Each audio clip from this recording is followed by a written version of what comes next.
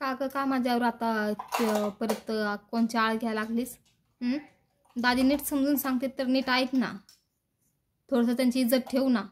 अगं जनाची नाही तर थोडी मनाची तरी लाज ठेव. हां, ते इतकं समजून सांगते तर का नाही ऐकत त्यांचं? काल रात्री तर काय झालं तर मला काय माहीत नव्हतं त्या दोघांचं.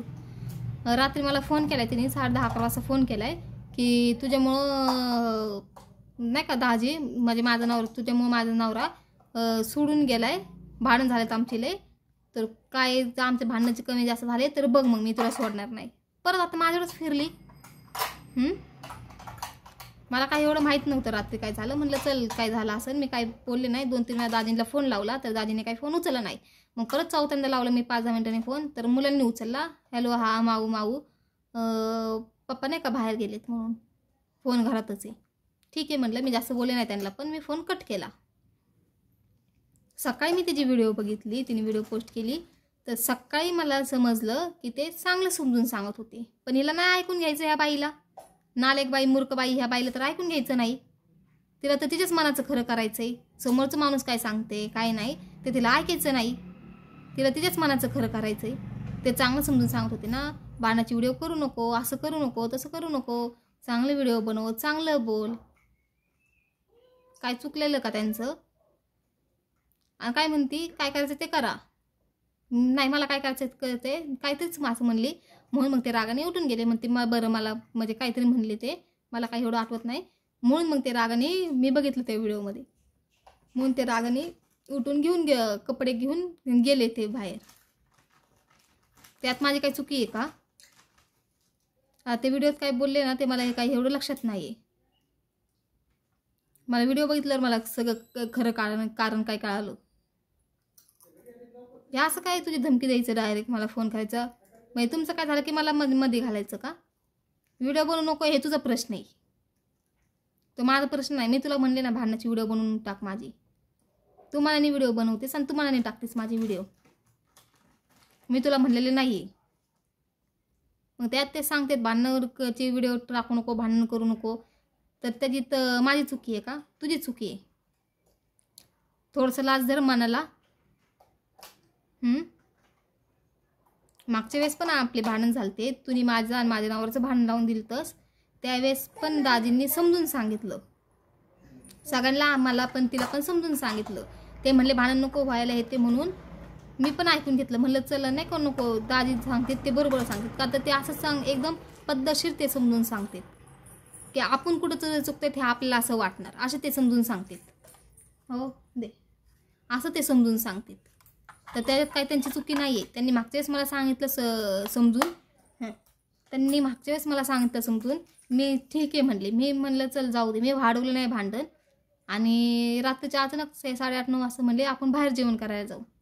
आम्हीच सगळे, माझा नवरा, मी, माझा मुलगा, ते पण नवरा बायको, त्यांची मुलं, माझे मम्मी पप्पांना सुद्धा ते म्हणले चल, आणि माझ्या भावाला सुद्धा चल म्हणलेले. पण त्याच्या काही कारणामुळे तो बाहेर गेलता, तर तो म्हणला मला जमलं तर मी लवकर जर का माझं काम झालं तर मी डायरेक्ट हॉटेलमध्ये, पण त्याला नाही जमलं म्हणून तो नाही येऊ शकला. बाकी सगळ्यांना आम्हाला जबरदस्ती दाजी करून घेऊन गेले. म्हणले नको ह्यांचे भांडण व्हायला जास्त, म्हणून त्यांनी आम्हाला समजून सांगितलं आणि अचानक त्यांनी ठरवलं आणि आम्ही अचानकच गेलो. बघितलं तुम्ही हॉटेलमधलं ते व्हिडिओ, किती आम्ही खुश एकदम आनंदात येते. असं चांगलं एकदम राहिलं तर काय बिघडणार आहे का? त्यांनी समजून वगैरे सांगितलं. मी परत माझ्या बहिणीची तिथं जाऊन बसायला लागले. म्हणलं इथंच बसले रूमवर, तर ती म्हणून आता येत नाही, आता हिला राग येतं असं, म्हणजे तिला तर लगेच वाटतं मला राग येतो म्हणून तिला नको वाटायला काय, आणि दाजीला पण काय वाटायला नको, म्हणून मी तिथं जाऊन बसायचे. तर तिथं जाऊन बसले तर तिने परत कळ केली सुरू की उठ हे दे, उठ हे असं कर, उठ ते तसं कर. आणि तिला फक्त निमित्त पाहिजे, ते सांगणार काम सांगणार. मी नाही म्हणले की हा तो आळशी आहे, तू याच्याने काय होणार नाही, तू आळशी फक्त एका जागेवरच बस, असं कर तसं, हे तिथं काही ना काही बोलणं असतं. ते टोमणे ते सुरूच राहते, ते टोमणे काही संपत नाही. आणि त्यावेळेस माझं पण दुखत होतं, घरात मम्मीचं पण दुखत होतं, तिचं पण दुखत होतं, छोट्या बहिणीचं पण दुखत होतं, सगळ्याला आम्हाला कणकणी आलते, थंडी ताप वगैरे आलं. त्यावेळेस वातावरणच तसं होतं. माझ्या मुलाचं तर 8-10 दिवस थंडी ताप आलती, त्याला सर्दी पण झालती, खोकलं पण झालता. त्याला पहिल्यांदा इतकं झालं की 8-15 दिवस त्याला थंडी ताप त्याची गेली नाही लवकर. त्या टेन्शनमध्ये आम्ही, तरी पण मी त्याला घेऊन तिथं जाऊन बसायची. पण तिला नाही, तिला काही ना काही बहानाच लागतो भांडण करायला. तिथं पण तिनेच कळ सुरू केली. मी चांगलं तिथं जाऊन बसायचे ना, तुम्ही लाईव्हला पण बघत असाल, मी लाईव्हला यायचे, तिथं बसायचे आणि तिथंच मी लाईव्हला यायचे. तिच्याच घरात बसून यायची लाईव्हला, किचनमध्ये बसायची मी आणि लाईव्हला यायची. पण तिला नाही, तिला काही ना काही कळच काढायची असते. इतकं भांडण वगैरे झालं, आम्ही समजून, दादीने सांगितलं, मी समजून घेतलं, माफ केलं, तिथं जाऊन बसले, पण तिला देखवतच नाही. तिला तिथं मी जाऊन बसले, तिला देखवतच नाही. तिला काही ना काही कळच काढायची असती. कळ काढली, रात्री परत माझ्यावर काही पण खोटे आरोप घ्यायला लागली. माझ्यामुळं. मी काय तुम्हाला म्हणले का भांडण कर म्हणून? मी तुला म्हणले का भांडण कर दादींसोबत म्हणून? त्यांनी समजून सांगितलं तर हो म्हणायचं ना. नाही ती असं करते बघ, ती म्हणले आम्ही मेलो, ती तिच्या नवऱ्याला हात नाही लावून देत, तिच्या लेकराला हात नाही लावून देत, त्या नवऱ्याला म्हणते बोलायचं नाही. हे काय असलं? त्या नवऱ्याला सांगते लेकराला हात नाही लावून द्यायचा?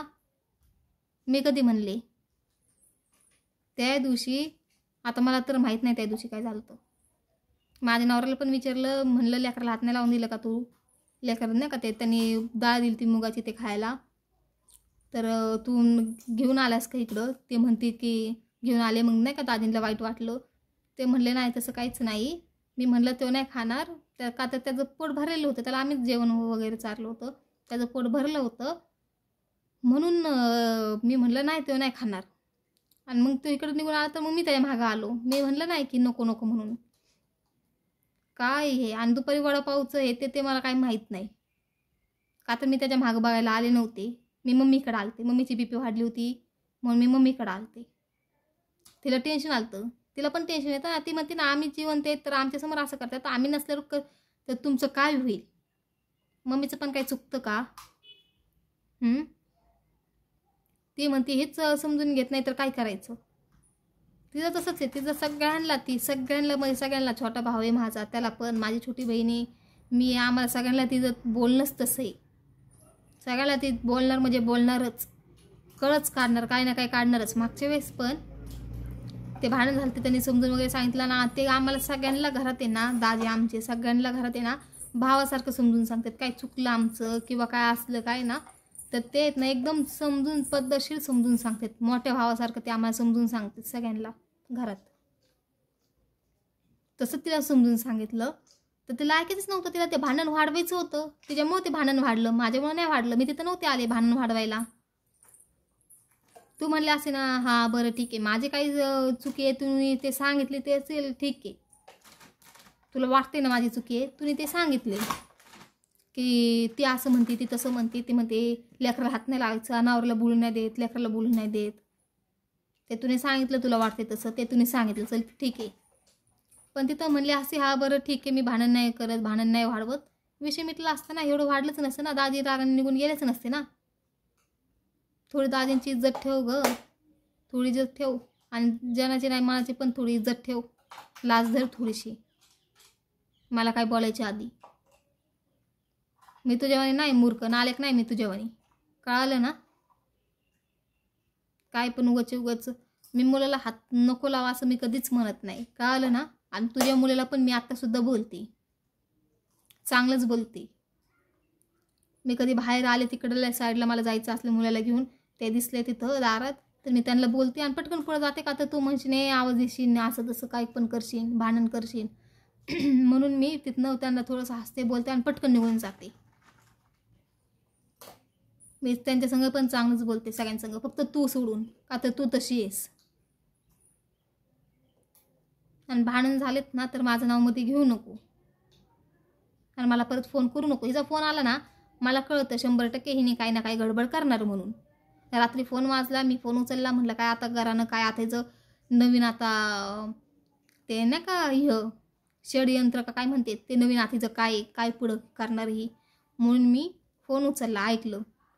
तर हे झालं, माझा नवरा घर सोडून गेलाय, आमचं जास्त काय भांडण झाले, काय झालं तर तू बघ फक्त, तुझं ते बोलणं गेलं तसं, ते तोंडावरनं पण ते आगाव दिसते आणि तुझं बोलणं पण तसंच आहे. काय आता या बाईला बोलायचं.